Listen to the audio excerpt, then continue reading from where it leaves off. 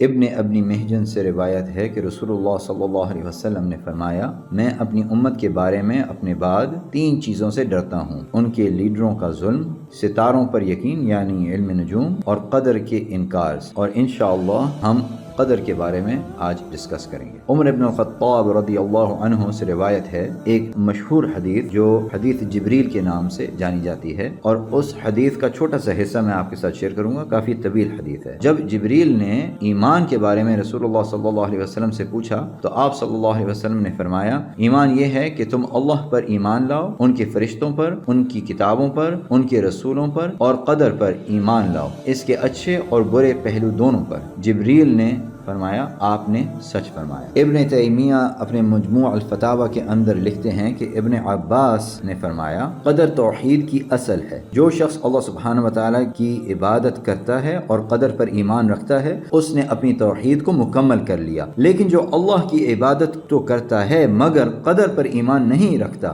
وہ اپنی توحید کو کفر کے ساتھ برباد کر دیتا ہے۔ ایک دن رسول اللہ صلی اللہ علیہ وسلم باہر نکلے اور اپنے صحابہ کو قدر کے بارے میں بحث کرتے ہوئے دیکھا۔ آپ صلی اللہ علیہ وسلم کا چہرہ غصے سے سرخ ہو گیا اور آپ نے فرمایا، کیا تمہیں اسی چیز کا حکم دیا گیا ہے؟ کیا اسی لیے مجھے بھیجا گیا تھا؟ تم سے پہلے لوگ اسی معاملے میں جھگڑ کر ہلاک ہو گئے تھے۔ میں تمہیں تاکید کرتا ہوں کہ اس بارے میں جھگڑا نہ کرو۔ ابو ہریرہ سے روایت ہے کہ رسول اللہ صلی اللہ علیہ وسلم نے فرمایا، قدر کے بارے میں گفتگو یعنی بحث کرنا میری امت کے برے لوگوں کے لیے چھوڑ دیا گیا ہے کہ وہی اس پر بات کریں گے۔ ابن حجر الاسقلانی کہتے ہیں، یعنی یہ فتح الباری کے اندر لکھا گیا ہے، اس مسئلے کو سمجھنے کا طریقہ یہ ہے کہ قرآن اور سنت میں جو کچھ کہا گیا ہے اسی پر ٹھہرا جائے، نہ کہ قیاس و دلیل میں پڑا جائے۔ جو شخص اس مقام پر راضی نہیں ہوتا وہ گمراہی اور الجھن کے سمندر میں کھو جاتا ہے اور اسے اپنے دل کو مطمئن کرنے کے لیے کوئی چیز نہیں ملتی۔ اس کی وجہ یہ ہے کہ قدر اللہ تعالی کے رازوں میں سے ایک راز ہے جو صرف اللہ تعالی العلیم الاخبار کو ہی معلوم ہے۔ اللہ تعالی نے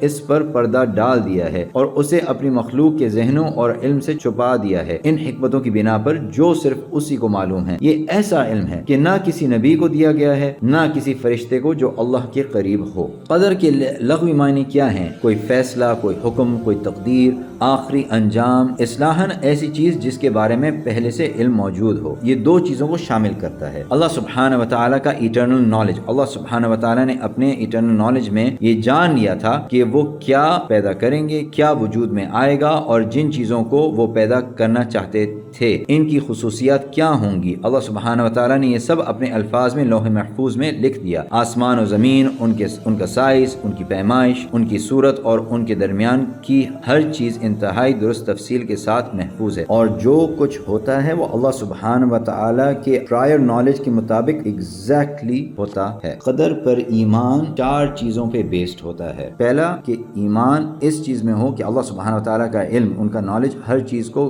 گھیرے ہوئے ہے، ہر چیز کو انکمپس کرتا ہے، یعنی اس میں ممکن، ناممکن، ماضی یعنی پاس، مستقبل فیوچر، جنت دوزخ، کون کتنی عمر پائے گا، کون پیدا ہوگا، سب کچھ اللہ سبحانہ وتعالی کے علم میں ہے۔ اللہ سبحانہ وتعالی فرماتے ہیں، ان اللہ علی کل شیء قدیر وان اللہ قد احاط بكل شیء علما، سورۃ الطلاق، تاکہ تم جان لو کہ اللہ ہر چیز پر قادر رکھنے والے ہیں اور اللہ نے ہر چیز کو اپنے علم سے گھیر رکھا ہے۔ دوسرا یہ کہ ایمان کے اللہ سبحانہ وتعالی نے لوح محفوظ میں ہر وہ چیز لکھ دی ہے جو ہمیشہ پیش آنے والی ہے۔ رسول اللہ صلی اللہ علیہ وسلم نے فرمایا، سب سے پہلی چیز جو اللہ سبحانہ وتعالی نے بنائی وہ قلم تھا۔ اللہ نے اس سے فرمایا، لکھو۔ قلم نے پوچھا، میں کیا لکھوں؟ اللہ سبحانہ وتعالی نے فرمایا، جو کچھ ہو چکا ہے اور جو کچھ ہمیشہ ہونے والا ہے، سب کا فیصلہ لکھ دو۔ اللہ سبحانہ وتعالی نے فرمایا، لا يعزب عنه مثقال ذرة في السماوات ولا في الارض ولا اصغر من ذلك ولا اکبر الا في کتاب مبین۔ نہ آسمانوں میں اور نہ زمین میں کوئی ذرے کے وزن کے برابر چیز، نہ اس سے چھوٹی اور نہ بڑی، کچھ بھی تیرے رب سے چھپی نہیں، سوائے اس کے کہ وہ سب ایک واضح کتاب یعنی لوح محفوظ میں درج ہے۔ اور اللہ سبحانہ وتعالی فرماتے ہیں، یمحو اللہ ما یشاء ویثبت وعنده ام الکتاب، سورۃ الرعد۔ اللہ جس چیز کو چاہتے ہیں مٹا دیتے ہیں اور جسے چاہتے ہیں ثابت کر رکھتے ہیں، اور ان کے پاس ام الکتاب یعنی لوح محفوظ ہے۔ جو کچھ ام الکتاب میں ہے وہ تبدیل نہیں ہو سکتا، لیکن فرشتوں کی کتابوں میں درج فیصلے اللہ سبحانہ وتعالی کے حکم سے سے بدل سکتے ہیں۔ یہ تھا دوسرا بیسس۔ تیسرا بیسس ہے ایمان کہ اللہ سبحانہ و تعالی کا ول جو ہے وہ irresistible ہے اور ان کا پاور جو ہے وہ پرفیکٹ ہے۔ سو جو اللہ سبحانہ و تعالی نے فیصلہ کیا وہی ہوتا ہے، اور جس کے خلاف اللہ سبحانہ و تعالی نے فیصلہ کیا وہ کوئی چیز نہیں ہو سکتی۔ اللہ سبحانہ و تعالی فرماتے ہیں سورۃ التکویر میں ہے وما تشاءون الا ان یشاء اللہ، اور تم کسی چیز کو ول نہیں کرو گے unless اللہ سبحانہ و تعالی اس کو ول کریں۔ اور اللہ سبحانہ و تعالی سورۃ الانعام میں فرماتے ہیں من یشاء اللہ یضللہ ومن یشاء یجعلہ علی صراط مستقیم، جس کو اللہ سبحانہ و تعالی ول کرتے ہیں اس کو اسٹرے، اس کو بھٹکا دیتے ہیں، اور جس کے بارے میں اللہ سبحانہ و تعالی ول کرتے ہیں اس کو صراط مستقیم پر ڈال دیتے ہیں۔ جابر رضی اللہ عنہ فرماتے ہیں سراقہ بن مالک آئے اور انہوں نے فرمایا اے رسول اللہ صلی اللہ علیہ وسلم ہمیں اپنا دین اس طرح سمجھائیں جیسے ہم ابھی ابھی پیدا ہوئے ہیں۔ آج ہمیں کس چیز کے لیے کوشش کرنی چاہیے؟ کیا یہ کسی ایسی چیز کے لیے ہے